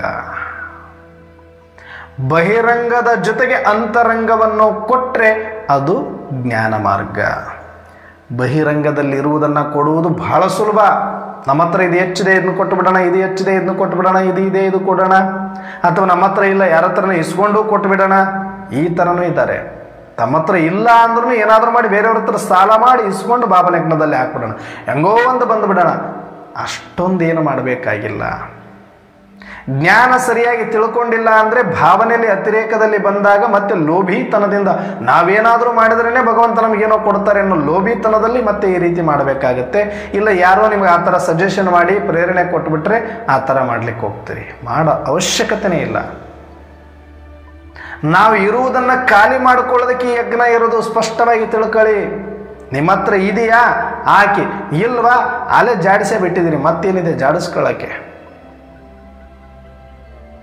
ನಮ್ಮ ಜೇಬು ತುಂಬಿಕೊಂಡಿರೋದನ್ನ ಖಾಲಿ ಮಾಡ್ಕೋಬೇಕಷ್ಟೇ. ಇಲ್ಲಿ ಖಾಲಿನೇ ಇದ್ದವ್ರು ಮತ್ತೇನಕ್ಕೆ ತಲೆ ಕೆಡಿಸ್ಕೊಂತ್ರಿ? ಮತ್ತಿಲ್ಲ ಅಂತ ಖಾಲಿ ಇರೋರು ಅದರೊಳಗೆ ತುಂಬಿಸ್ಕೊಂಡು ಮತ್ತೆ ಅದರೊಳಗಿಂದ ಖಾಲಿ ಮಾಡ್ತಾರಂತ. ಯಜ್ಞ ಇದು ಸ್ವಾಹ ಮಾಡ್ಕೊಳ್ಳೋದಕ್ಕಿರೋದು, ಸುಟ್ಟಾಕೋದಕ್ಕಿರೋದು, ಭಸ್ಮ ಮಾಡ್ಲಿಕ್ಕಿರೋದು. ಅಣ್ಣವ್ರೆ ಮತ್ತೆ ನಾವು ಕೊಟ್ರೆ ನಮ್ಮ ಭಾಗ್ಯ ಬೆಳಗತ್ತೆ. ಕೊಡೋಕ್ಕಿನ್ನ ಸಾಕಷ್ಟಿದೆ, ನಿನ್ನ ಹತ್ರ ಸಾಕಷ್ಟಿದೆ, ಕೊಡ್ತೀರಾ? ಕೊಡೋ ಆಸೆ ಇದೆಯಾ? ಬೇಕಾದಷ್ಟಿದೆ ನಿಮ್ಮ ಹತ್ರ ಕೊಡೋಕ್ಕೆ. ಯಾಕೆ ಬರೀ ಹೆಚ್ಚಾಗಿರೋ ಒಂದಷ್ಟು ನೋಟುಗಳೇ ಕೊಡಬೇಕು? ಯಾಕೆ ಹೆಚ್ಚಾಗಿರೋ ಒಂದಷ್ಟು ಹೊರಗಿನ ಸಂಪತ್ತನ್ನೇ ಕೊಡಬೇಕಂತ ನಿಯಮ ಇದೆಯಾ? ಕೊಡಿ. ಹಾಗಿದ್ರೆ ಒಳಗಡೆ ಹಾರ್ಟ್ ಇದೆ, ಕಿಡ್ನಿ ಇದೆ, ಲಿವರ್ ಇದೆ, ಯಾಕೆ ಏನೂ ಇಲ್ಲ ಏನೂ ಇಲ್ಲ ಅಂತ ಹೇಳ್ತೀರಿ? ಕೋಟಿಗಟ್ಟಲೆ ಬೆಲೆ ಬಾಳಲ್ವಾ? ಹಾಕಿ ಒಂದು ನೋಡೋಣ ಬಾಬನ ಉಂಡಿಗೆ. ಇದನ್ನ ಕೇಳ್ತಾರ ಬಾಬಾ? ಇದನ್ನು ಕೊಡಬೇಕು ಅಂತ ಹೇಳ್ತಿದಾರ? ಬಹಿರಂಗದಲ್ಲಿ ಬೇಕಿದೆ. ನೀವ್ಯಾರು ಬಡವರಿದ್ರೆ ಹಾಗಿದ್ರೆ ಕೊಡಬೇಕನ್ನ ಮನಸ್ಸಿದೆಯಲ್ಲ, ಅದು ಸರಿ. ಆದರೆ ನಮಗಿಲ್ಲ ನಮಗಿಲ್ಲ ನಮಗಿಲ್ಲ, ಅವ್ರಿಗೆ ಕೊಟ್ಟು ಬಿಟ್ಟಿದ್ದಾರೆ, ಅವ್ರ ಭಾಗ್ಯ ಬೆಳೀತಿದೆ, ನನ್ನ ಭಾಗ್ಯ ಬೆಳಗಿಸ್ಕೊಳಕ್ಕಿಲ್ಲ ಅಂತ ಕೊರಗಿದೆಯಲ್ಲ, ಇದು ಅಜ್ಞಾನ. ಈ ಅಜ್ಞಾನದಲ್ಲಿ ಬರಬೇಡಿ, ಈ ಭ್ರಮೆಯಲ್ಲಿ ಬರಬೇಡಿ, ಈ ಭಾವನೆಯ ಅತಿರೇಕದಲ್ಲಿ ಬರಬೇಡಿ. ಇದು ಜ್ಞಾನ ಮಾರ್ಗ, ಸ್ಪಷ್ಟ ಮಾರ್ಗ, ಸ್ವಚ್ಛ ಮಾರ್ಗ. ಇದರಲ್ಲಿ ಯಾವುದೇ ಮೂಢನಂಬಿಕೆಗಳಿಗೆ, ಯಾವುದೇ ಬಹಿರಂಗದ ಡಾಂಬಿಕತನಕ್ಕೆ ಇಲ್ಲಿ ಅವಕಾಶ ಇಲ್ಲ. ಇದೆಯಾ ಹೆಚ್ಚಾಗಿರೋದನ್ನ ಹೆಂಗೆಂಗೋ ಮಾಡಿ ವಿಕರ್ಮಗಳಿಗೆ ಮತ್ತೆ ಅದು ಕಾರಣ ಆಗುತ್ತೆ ಅನ್ನೋ ಕಾರಣಕ್ಕೆ ಸುಮ್ಮನೆ ಇಲ್ಲಿ ಕೊಟ್ಟು ಬಿಡಿ. ಈಗೊಂದು ಬ್ಲೇಡ್ ಇರುತ್ತೆ, ಹರಿತವಾದಂಥ ಒಂದು ರೀಸರ್ ಪತ್ತಿ ಅಂತೀವಿ, ಬ್ಲೇಡ್ ಅಂತೀವಿ. ಚಿಕ್ಕ ಮಕ್ಕಳ ಕೈಯಲ್ಲಿದ್ದರೆ ಅದು ಬಹಳ ಡೇಂಜರ್. ಯಾಕಂದರೆ ಚಿಕ್ಕ ಮಕ್ಕಳ ಕೈ ತುಂಬ ಸ್ಮೂತಾಗಿರುತ್ತೆ, ಅದು ಎರಡು ಕಡೆನೂ ಮೊನಚಾಗಿರುತ್ತೆ. ಬ್ಲೇಡ್ ರೀಸರ್ ಪತ್ತಿ ಸೇವಿಂಗ್ ಮಾಡ್ಕೊಳಕ್ಕೆ ಬಳಸ್ಕೊಳ್ತಾ ಇದ್ರು. ಆ ಥರದ್ದೊಂದು ಬ್ಲೇಡ್ ಇಲ್ಲ. ದಾರ ಕಟ್ ಮಾಡಲಿಕ್ಕೆ, ಏನಾದರೂ ಕಟ್ ಮಾಡಲಿಕ್ಕೆ ಹಿಂದಿನ ಕಾಲದಲ್ಲಿ ಅದೊಂದು ದೊಡ್ಡ ಸಾಧನ ಮನೆಯಲ್ಲಿದ್ದೇ ಇರ್ತಾ ಇತ್ತು. ಒಂದು ಕಡ್ಡಿ ಪಟ್ಟಣದಲ್ಲಿ ಹಾಕಿ ಇಡ್ತಿದ್ರು, ಏನಾದರೂ ಕಟ್ ಮಾಡಬೇಕಾದ್ರೆ ದಾರಗಳನ್ನು ಅದಕ್ಕೆ ಇದಕ್ಕೆ ಅಂತ. ಆ ಒಂದು ರೀಸರ್ ಪತ್ತಿಯನ್ನ ಗೊತ್ತಿಲ್ಲದ ಆ ಮಗು ಹಿಡ್ಕೊಂಡ್ಬಿಟ್ಟಿದೆ ಅಂದಾಗ ಅದು ಎಷ್ಟೊತ್ತು ಆ ಮಗುವಿಗೆ ಇರುತ್ತೋ ಅಷ್ಟೊತ್ತು ಅಪಾಯಕ್ಕೆ ಚಾನ್ಸಸ್ ಇರುತ್ತೆ. ಏನು ಮಾಡ್ತೀವಿ? ಆದಷ್ಟು ಬೇಗ ಅದರಲ್ಲಿ ಹಾಕ್ಸೋದಕ್ಕೆ, ಆ ಕೈಯನ್ನು ಬಿಡಿಸೋದಕ್ಕೆ, ಅದನ್ನು ಕಿತ್ಕೊಳ್ಳೋಕೆ ನೋಡಿ. ನೀವು ಕಿತ್ಕೊಳ್ಳೋಕೆ ಹೋದಷ್ಟು ಆ ಮಗು ಮತ್ತೆ ಎದುರ್ಕೊಂಡು, ಮಕ್ಕಳು ಏನಂದರೆ ಹಠ, ನಾವೇನು ಮಾಡ್ತೀವಿ ಅದಕ್ಕೆ ವಿರುದ್ಧವಾಗಿ ಮಾಡ್ತಾವೆ, ಕಿತ್ಕೊಳ್ಳೋಕೆ ನೋಡ್ತಾವೆ. ನೀ ಕೊಡು ಅಂದ್ರೆ ಕೊಡಲ್ಲ, ತಾನಾಗೆ ಬಿಡಬೇಕದಷ್ಟೆ. ತಾನಾಗಿ ಬಿಡುವಂಗೆ ಏನಾದರೂ ಮಾಡು. ಆವಾಗ ಮಕ್ಕಳಿಗೆ ಏನೋ ಒಂದು ಚಾಕ್ಲೇಟು, ಒಂದು ಬಿಸ್ಕಿಟು ತೋರಿಸ್ಬಿಟ್ಟು ತಾನಾಗೆ ಅದು ಬಿಟ್ಟು ಅದು ತಗೊಳ್ಳೋ ಥರ ಮಾಡ್ತೀವಿ. ಯಾಕೆ? ಅದು ಅಪಾಯ ಅಂತ. ಹಾಗೆ ಈ ಸ್ಥೂಲ ಸಂಪತ್ತೇನಿದೆ ಈ ಸಮಯದಲ್ಲಿ, ಈ ಸ್ಥೂಲ ಸಂಪತ್ತು, ಸ್ಥೂಲ ಅಧಿಕಾರ, ಸ್ಥೂಲ ಸಂಬಂಧಗಳು, ಇವೆಲ್ಲವೂ ಕೂಡ ದಾರಿ ತಪ್ಪಿಸ್ಲಿಕ್ಕೆ ಇರುವಂಥ, ವಿಕಾರಕ್ಕೆ ಮಾರ್ಗವನ್ನು ತೋರಿಸುವಂಥ ಅಪಾಯಕಾರಿ ವಸ್ತುಗಳಿವು. ಬಹಳ ಹೊತ್ತು ಇವುಗಳು ನಿಮ್ಮ ಜೊತೆ ಇಟ್ಕೋಬಾರ್ದು. ಅದಕ್ಕೆ ಬ್ರಹ್ಮ ಬಾಬಾ ಬೇಕಾದಷ್ಟು ಕೋಟಿಗಟ್ಟಲೆ ಇದ್ರೂ ಕೂಡ ಒಂದು ಸೆಕೆಂಡಲ್ಲಿ ಕರಗಿಸ್ಬಿಟ್ಟು ಆ ಕಡೆ ದಬಕ್ ಅಂತ ಸುರಿಬಿಟ್ರು. ಯಾಕಂದ್ರೆ ಇದು ಹರಿತವಾದಂಥದ್ದು. ಈ ತಮೋಪ್ರಧಾನ ಹಣ, ತಮೋಪ್ರಧಾನ ಜನ, ತಮೋಪ್ರಧಾನ ಅಧಿಕಾರ, ಇದು ಬಹಳ ಹೊತ್ತು ನೀವು ಇಟ್ಕೋಬಾರ್ದು. ನಿಮ್ಮ ಹತ್ರ ಇದ್ರೆ ಇದು ಅಪಾಯ. ಎಲ್ಲಿ ಬೇಕಾದರೂ ಹರ್ಕೊಳ್ಬೋದು, ಏನು ಬೇಕಾದರೂ ಗಾಯ ಮಾಡ್ಬೋದು, ಆಮೇಲೆ ವಾಸಿ ಮಾಡ್ಕೊಳ್ಳೋದು ತುಂಬ ಕಷ್ಟ. ಅದಕ್ಕೆ ನೀವು ಹಾಕಿಬಿಡಿ ಅನ್ನೋದಕ್ಕೆ ಈ ಯಜ್ಞ ಕೊಟ್ಟಿರೋದು ಪರಮಾತ್ಮ. ಯಾರಿಗೆ? ಹೆಚ್ಚಿರೋರಿಗೆ, ಕೈಯಲ್ಲಿ ಹಿಡ್ಕೊಂಡಿರೋರಿಗೆ. ಕೈ ಕಾಲಿನೇ ಇರೋರು ಮನಸ್ಸೇನು ಹಿಡ್ಕೊಂಡಿದೆ ಅದನ್ನು ಬಿಡಬೇಕು.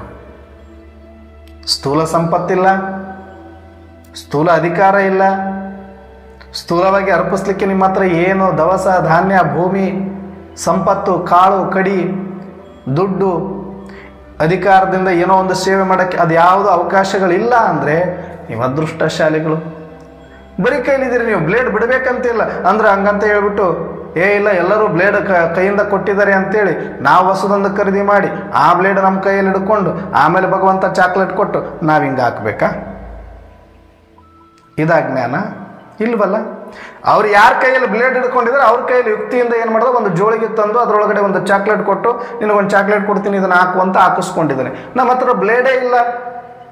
ಅಯ್ಯೋ ಅವರೆಲ್ಲರ ಹತ್ರ ಬ್ಲೇಡ್ ಹಾಕಿಸ್ಕೊಂಡಿದ್ದಾನೆ, ಅವ್ರ ಭಾಗ್ಯ ಜಾಸ್ತಿ ಬೆಳೆದು ಬಿಡುತ್ತೆ ಅನ್ನೋ ಒಂದಂತ ಅವಾಗ ಅಂಗಡಿಗೆ ಓಡೋಗಿ ಸಾಲನ ಸೋಲನ ಮಾಡಿ ಒಂದು ಬ್ಲೇಡನ್ನು ತೊಗೊಂಡು ಬಂದು ನನ್ನ ಕೈಯಲ್ಲಿ ಹಿಡ್ಕೊಂಡು ನಿಂದಿರ್ಬೇಕಾ? ತಗೋ ಬಾಬಾ ನಂದು ಒಂದು ಭಾಗ್ಯ ಬೆಳಗಿಸು ಅಂತ ಹಾಕಬೇಕಾ? ಇದು ಹುಚ್ಚತನ. ಜ್ಞಾನದ ಪರಿಪಕ್ವತೆ ಇಲ್ಲದೆ ಇರುವಂಥವರು, ಭಾವನೆಗಳಲ್ಲಿ ಆಟ ಆಡುವಂಥವರು ಮತ್ತು ಯಥಾರ್ಥ ತಿಳುವಳಿಕೆ ಇಲ್ಲವಂಥವರು ಮಾಡುವಂಥದ್ದಿದು. ಯಥಾರ್ಥತೆಯನ್ನು ಅರ್ಥ ಮಾಡ್ಕೊಳ್ಬೇಕು ನಾವು ಜ್ಞಾನಿ ಆತ್ಮರು. ಪರಿಪಕ್ವತೆ ಬಾಬಾರವರ ಪ್ರತಿಯೊಂದು ಕಾರ್ಯದ ಉದ್ದೇಶವನ್ನು ಅರ್ಥ ಮಾಡ್ಕೊಳ್ಬೇಕು ನಾವು. ಇಂಟೆನ್ಷನ್ ಅರ್ಥ ಆಗಬೇಕು, ಬರೀ ಸೆಂಟೆನ್ಸ್ ಅಲ್ಲ ಮುರಳಿಯಲ್ಲಿ. ಆ ಇಂಟೆನ್ಷನ್ ಅರ್ಥ ಆದರೆ ಮಾತ್ರ ನಾನು ಏನು ಮಾಡ್ತಾ ಇದ್ದೀನಿ ಅನ್ನೋ ಪ್ರಜ್ಞೆ ಇರುತ್ತೆ. ಇಲ್ವಾ? ಇರೋದೇ ಇಲ್ಲ.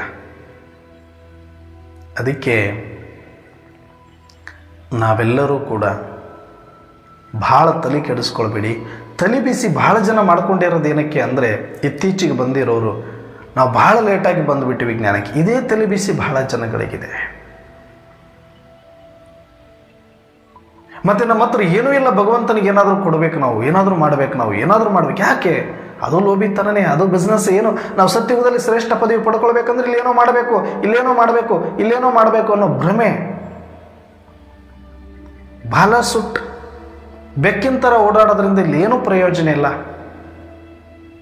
ಇಲ್ಲಿ ಶಾಂತವಾಗಿರಬೇಕು, ಇಲ್ಲಿ ನಿಸ್ಸಂಕಲ್ಪರಾಗಿರಬೇಕು, ಇಲ್ಲಿ ಅಚಲರಾಗಿರಬೇಕು, ಇಲ್ಲಿ ಲೋಭಿತನವನ್ನು ಬಿಡಬೇಕು, ಇಲ್ಲಿ ಆಸೆಯನ್ನು ಬಿಡಬೇಕು, ಭವಿಷ್ಯದ ದೃಷ್ಟಿಯನ್ನು ಬಿಡಬೇಕು. ಅದೆಲ್ಲ ಬಿಟ್ಟರೆ ನೀವು ಜ್ಞಾನಿ ಆತ್ಮರು. ಇಲ್ಲಿ ಕೊಟ್ಟರೆ ಅಲ್ಲೇನೋ ಕೊಡ್ತಾರೆ ಅಂತೇಳಿ, ಇಲ್ಲಿ ಮಾಡಿದ್ರೆ ಅಲ್ಲೇನೋ ಸಿಗುತ್ತೆ ಅಂತೇಳಿ, ಇದು ಹೇಳಕ್ಕೆ ಕೇಳಕ್ಕೆ ಸುಮ್ಮನೆ ಪ್ರೇರಣೆ ಕೊಡೋಕ್ಕೆ ಮಾತಾಡಿರುವ ಮಾತುಗಳೇ ಹೊರತಾಗಿ ಇದನ್ನು ನೀವು ತಲೆಯೊಳಗೆ ಹೊತ್ಕೊಳ್ಳಿ ಅಂತಲ್ಲ, ಇದನ್ನೇ ತಲೆಯೊಳಗೆ ಇಟ್ಕೊಂಡು ಮಾಡಬೇಕಂತಲ್ಲ, ಮಾಡುವಾಗ ಒಂದಷ್ಟು ಪ್ರೇರಣೆ ಬರಲಿ ಅಂತ ಹೇಳಿರೋದಿದು.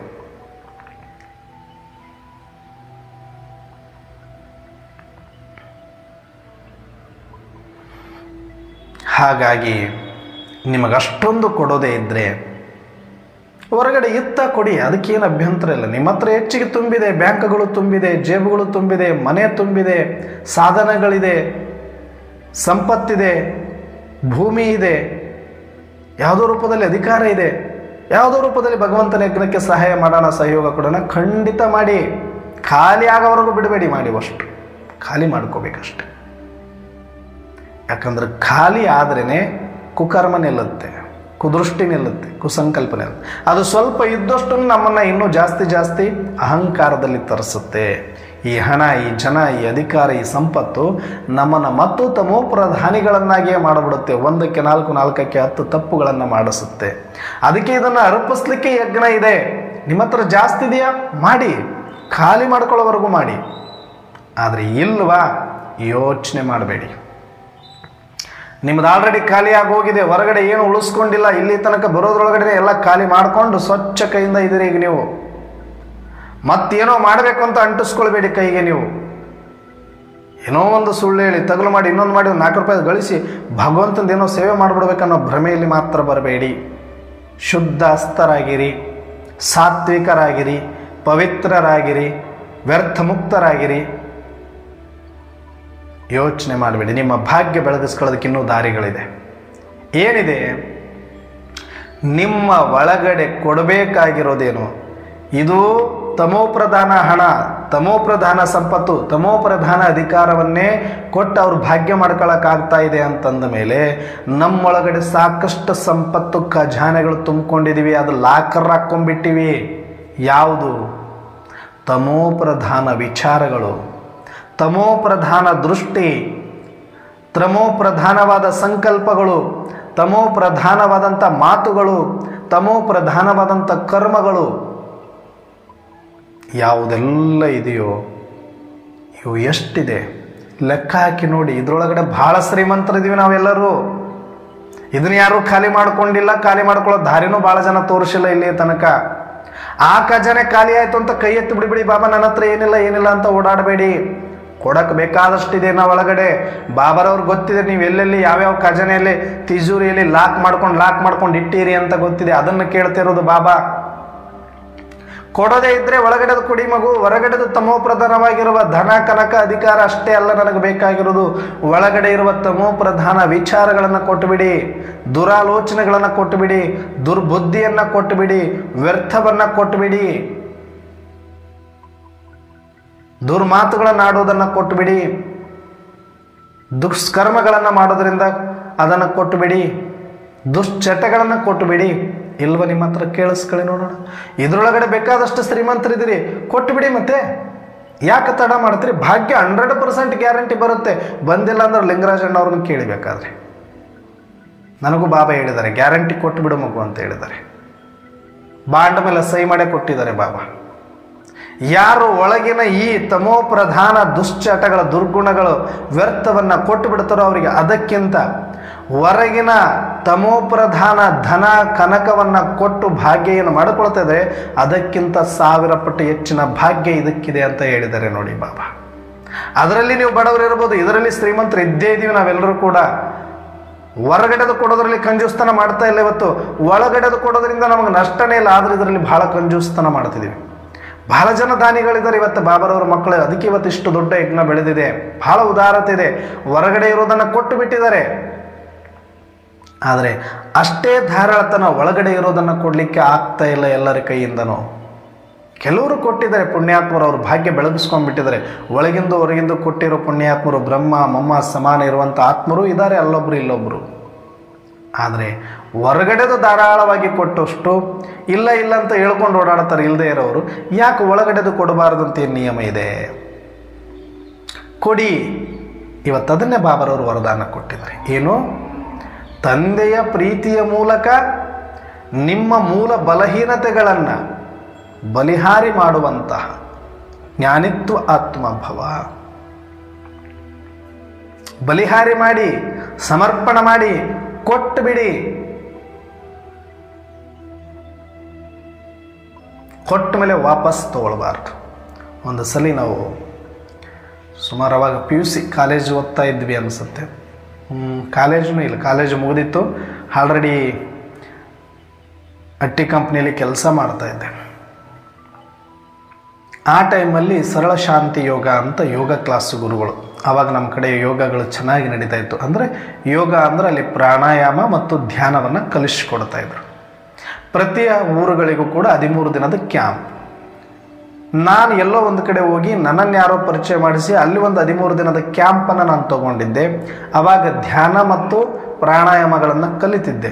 ಅದಾದ ಮೇಲೆ ನನಗನಿಸುತ್ತು ನಮ್ಮೂರಲ್ಲಿರೋರಿಗೂ ಕೂಡ ಇದನ್ನು ಒಂದಷ್ಟು ಕಲಿಸಿ ಅವರ ಆರೋಗ್ಯವನ್ನು ಸರಿ ಮಾಡ್ಕೊಳ್ಳೋದಕ್ಕೆ ಸಾಧ್ಯ ಆದರೆ ಸ್ವಲ್ಪ ಮಾಡಿಸೋಣ ಅಂತ ಸಂಕಲ್ಪ ಬಂದ ಮೇಲೆ ಅವರನ್ನು ನಮ್ಮೂರಿಗೆ ಕರ್ಕೊಂಡು ಬಂದು ನಮ್ಮೂರಲ್ಲಿ 13 ದಿನದ ಕ್ಯಾಂಪ್ ಮಾಡಿಸಿ ಸುಮಾರು ಒಂದು 45 ಜನ ನಮ್ಮ ಶಾಲಾ ಶಿಕ್ಷಕರು, ನಮ್ಮ ತಂದೆ ತಾಯಿ, ನಮ್ಮ ಎಂಟೈರ್ ಫ್ಯಾಮಿಲಿ ಮತ್ತು ಇನ್ನೂ ಉಳಿದಂಥ ಅನೇಕರು ಒಂದು 50ರಿಂದ 60 ಜನ ಫಸ್ಟ್ ಬ್ಯಾಚಲ್ಲಿ ಸರಳ ಶಾಂತಿ ಯೋಗವನ್ನು ಮಾಡಿದರು.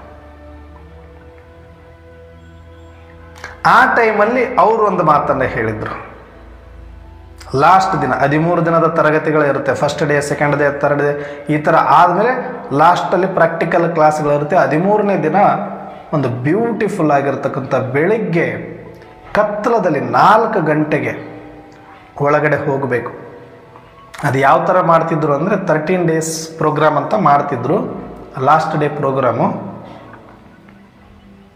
ಆ ಡೇ ಹೆಂಗಿರ್ತಿತ್ತು ಅಂದ್ರೆ ಬೇರೆ ದಿನಗಳಲ್ಲಿ ಕ್ಲಾಸ್ ಇರೋದು. ಒಂದು 2 ಅವರ್ ಕ್ಲಾಸು, 2 ಅವರ್ ಧ್ಯಾನ ಈ ಥರ ಮಾಡೋರು. ಅದಾದಮೇಲೆ 13th ಡೇ ದಿನ ಏನಾಗ್ತಿತ್ತು ಅಂದರೆ ಒಂದು ದೊಡ್ಡದ ಹಾಲೊಳಗಡೆ ರೆಡ್ ಲೈಟು, ಅದಾದಮೇಲೆ ಎಲ್ಲ ಹಾಲಿನ ಒಳಗಡೆ ಧೂಪಗಳನ್ನು ಹಚ್ಚಿರೋರು, ಹೂಗಳನ್ನು ಹಾಕಿಬಿಟ್ಟಿರೋರು. ಬೆಳಗ್ಗೆ ಎದ್ದ ತಕ್ಷಣವೇ ಅವತ್ತಿನ ದಿನ ಎಲ್ಲರೂ ಸ್ನಾನ ಮಾಡಿ ಶುದ್ಧವಾದ ವಸ್ತ್ರಗಳನ್ನು ಧರಿಸಿ, ಕತ್ತಲು ಇರ್ತಾ ಇತ್ತು, ಇನ್ನೂ ಬೆಳಕಿಲ್ಲ, 4 ಗಂಟೆ ಬೆಳಗ್ಗೆ ಅಂತಂದರೆ ಆಗ ಆ ರೂಮನ್ನು ಪ್ರವೇಶ ಮಾಡುವಾಗ ಪ್ರತಿಯೊಬ್ಬರ ಮೇಲೆ ಹೂವನ್ನು ಹಾಕಿ ಒಳಗಡೆ ಕಳಿಸೋರು. ಕಳಿಸಿದಾಗ ಒಂದು ಕಂಡೀಷನ್ ಎಲ್ಲರನ್ನು ಕೂಡಿಸಿದ ಮೇಲೆ ಹೇಳೋರು, ಇವಾಗ ನೀವು ಕಣ್ಣು ಮುಚ್ಚಿದರೆ ಬೇಕಾದಾಗಲಿ ನಿಮ್ಮನ್ನು ನೋಡ್ಕೊಳ್ಳೋದಕ್ಕೆ ನಾವಿದ್ದೀವಿ. ನಾವು ಕಣ್ಣು ತೆಗಿರಿ ಅನ್ನೋವರೆಗೂ ನೀವು ತೆಗಿಬೇಡಿ. ಅಲ್ಲಿಯ ತನಕ ಇಲ್ಲಿ ನಡೆಯುವ ಪ್ರತಿಯೊಂದು ಕಾರ್ಯಕ್ರಮವನ್ನು ಒಳಗಿನ ಕಣ್ಣಿನಿಂದ ನೋಡ್ತಾ ಅನುಭವಿಸ್ತಾ ಹೋಗಬೇಕು. ಇಲ್ಲಿ ಬರುವಂಥ ಹಾಡುಗಳನ್ನು ಕೇಳ್ತಾ ಅದನ್ನು ಅನುಭವದಲ್ಲಿ ಮುಳುಗಬೇಕು.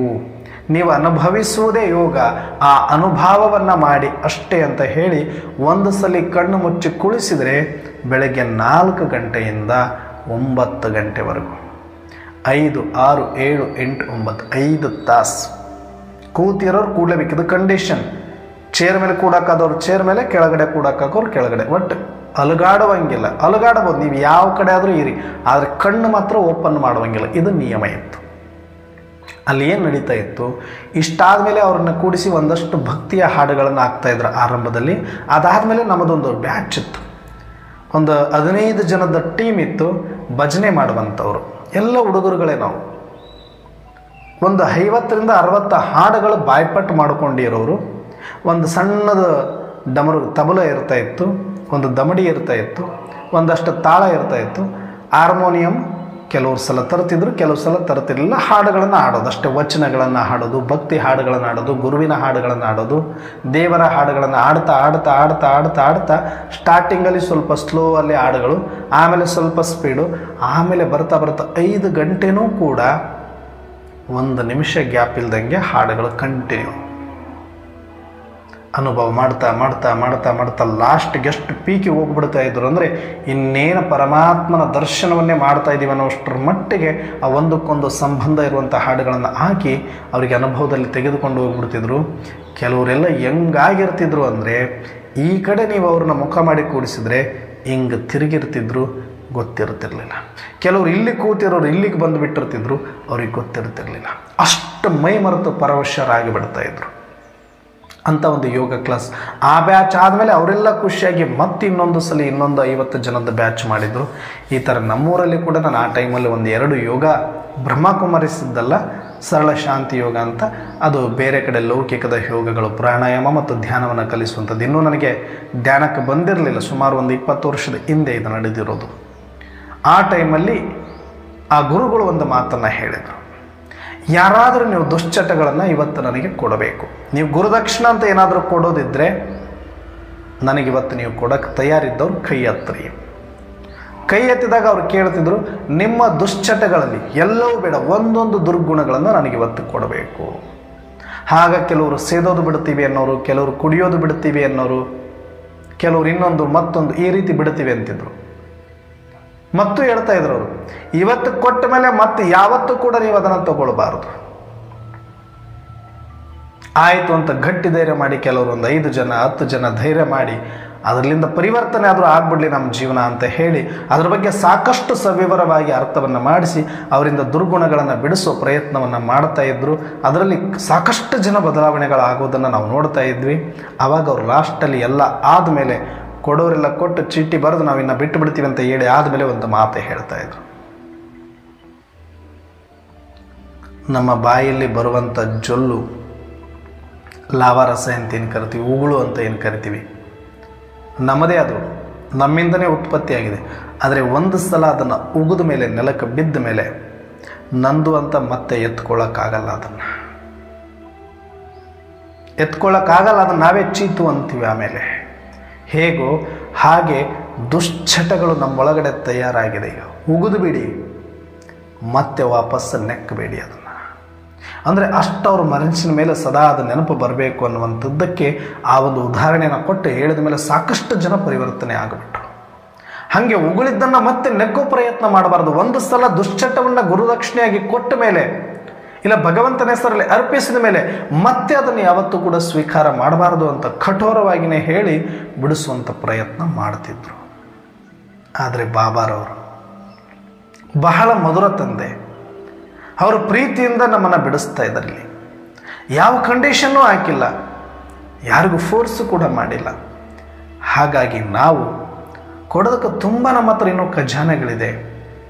ಒಳಗಡೆ ಇರುವಂಥ ದುಶ್ಚಟಗಳು, ದುರಾಲೋಚನೆಗಳು, ದುರಭ್ಯಾಸಗಳು, ದುರ್ಬುದ್ಧಿಯನ್ನು ಕುದೃಷ್ಟಿಯನ್ನು, ಕುಹಕ ಮಾತುಗಳನ್ನು, ವ್ಯರ್ಥ ಚಿಂತನೆಯನ್ನು ಭಗವಂತನಿಗೆ ಕೊಟ್ಟು ಬಿಡೋಣ. ನಮ್ಮ ವಿಕಾರಗಳನ್ನು, ಬಲಹೀನತೆಗಳನ್ನು ಅರ್ಪಿಸಿ ಬಿಡೋಣ.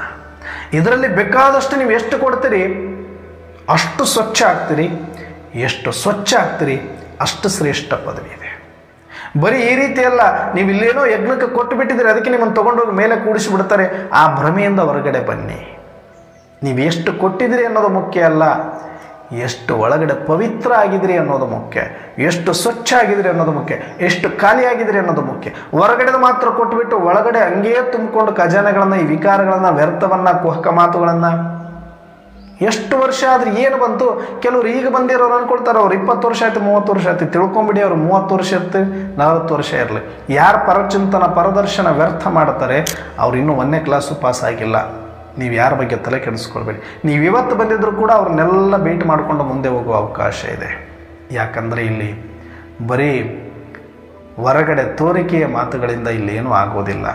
ಇಲ್ಲಿ ಏನಾದರೂ ಮಾಡಬೇಕು ಅಂದರೆ ಪರ್ಫೆಕ್ಟಾಗಿ ಮಾಡಬೇಕು, ಸಮರ್ಥವಾಗಿ ಮಾಡಬೇಕಾಗುತ್ತೆ. ಅದಕ್ಕೆ ನೀವು ಲೇಟಾಗಿ ಬಂದರೂ ಕೂಡ ಎಲ್ಲವನ್ನು ಒಳಗಡೆದು ಅರ್ಪಿಸಿ, ಹೊರಗಡೆದು ಇದೆಯೋ ಅರ್ಪಿಸಿ, ಇಲ್ವೋ ಚಿಂತೆ ಮಾಡಬೇಡಿ, ವ್ಯರ್ಥದಲ್ಲಿ ಬರಬೇಡಿ. ಅದೇ ಪರಮಾತ್ಮನದು. ಖಾಲಿ ಆಗೋದಕ್ಕೆ ಹೇಳಿರೋದು, ಸ್ವಚ್ಛ ಆಗೋದಕ್ಕೆ ಹೇಳಿರೋದು. ನೀವು ಸ್ವಚ್ಛ ಇದ್ದು ಬಿಟ್ಟರೆ ಮತ್ತೇನಕ್ಕಿದೆ? ಕೈಯಲ್ಲಿ ಏನಾದರೂ ಇದ್ದರೆ ಕೊಡೋಕ್ಕೆ ಹೇಳಿದ್ರೆ, ಕೈ ಖಾಲಿ ಇದ್ದರೆ ಏನು ಕೊಡಬೇಕು? ಮನಸ್ಸೊಳಗಡೆ ಇರೋದನ್ನು ಕೊಡಿ. ನಿಮ್ಮ ಒಳಗಡೆ ಇರುವ ವಿಕಾರಗಳು, ವಿಕಲ್ಪಗಳು, ಕುದೃಷ್ಟಿ, ಕುಮಾತು ಏನಿದೆ ಅದೆಲ್ಲವನ್ನು ಕೊಟ್ಟು ಕುಕರ್ಮಗಳನ್ನು ಬಿಟ್ಟು ಸತೋಪ್ರಧಾನರಾದಾಗ ನಿಜವಾದ ಜ್ಞಾನಿತ್ವ ಆತ್ಮರಾಗ್ತೀವಿ. ಅದರಲ್ಲಿ ಬಹಳ ಪ್ರೀತಿಯಿಂದ ಹೇಳ್ತಾರೆ ಬಾಬಾರವರು ನಮಗೆ, ಮಗು ನೀನು ಸ್ವಚ್ಛ ಆದ್ರೇ ನಾನೇನಾದರೂ ನಿನ್ನನ್ನು ಶ್ರೇಷ್ಠ ಮಾಡಲಿಕ್ಕೆ ಸಾಧ್ಯ ಆಗುತ್ತೆ ಅಂತ. ಹಾಗಾಗಿ ಬರೀ ಕೊಡೋದ್ರಿಂದ ಆಗೋದಿದ್ದರೆ ಭಕ್ತಿ ಮಾರ್ಗದಲ್ಲಿ ಬೇಕಾದಷ್ಟು ಕೊಡೋರು ಮಾಡೋರು ಇದ್ದರು ಯಾರೂ ಕೂಡ ಸತ್ಯುಗಕ್ಕೆ ಬರೋದಿಲ್ಲ. ಒಳಗಡೆ ಏನಿದೆ ಅದನ್ನು ಕೊಡೋರು ಮಾತ್ರ ಸತ್ಯುಗಕ್ಕೆ ಬರ್ತಾರೆ. ಯಾಕಂದರೆ ಪವಿತ್ರ ಆಗಬೇಕಾಗಿರೋದು ಒಳಗಡೆಯಿಂದ ಸೂಕ್ಷ್ಮವಾಗಿ, ಸ್ಥೂಲವಾಗಿ ಆಗಬೇಕು. ಅದಾದ ಮೇಲೆ ಆತ್ಮ ಅಂತೂ ಪವಿತ್ರ ಇದ್ದೇ ಇದೆ. ಹಾಗಾಗಿ ನಾವೆಲ್ಲರೂ ಕೂಡ ಈ ಸತ್ಯವನ್ನು ಅರ್ಥ ಮಾಡಿಕೊಂಡು ನಮ್ಮಲ್ಲಿರುವಂತಹ ಬಲಹೀನತೆಗಳನ್ನು ಭಗವಂತನಿಗೆ ಬಲಿಹಾರಿ ಮಾಡುವ ಮೂಲಕ ನಿಜವಾದ ಜ್ಞಾನಿಗಳಾಗೋಣ ಅಂತ ಹೇಳ್ತಾ ಇವತ್ತಿನ ಚಿಂತನೆಯನ್ನು ಮುಕ್ತಾಯ ಮಾಡ್ತಾ ಇದ್ದೀನಿ. ಅಚ್ಚಾ, ಓಂ ಶಾಂತಿ.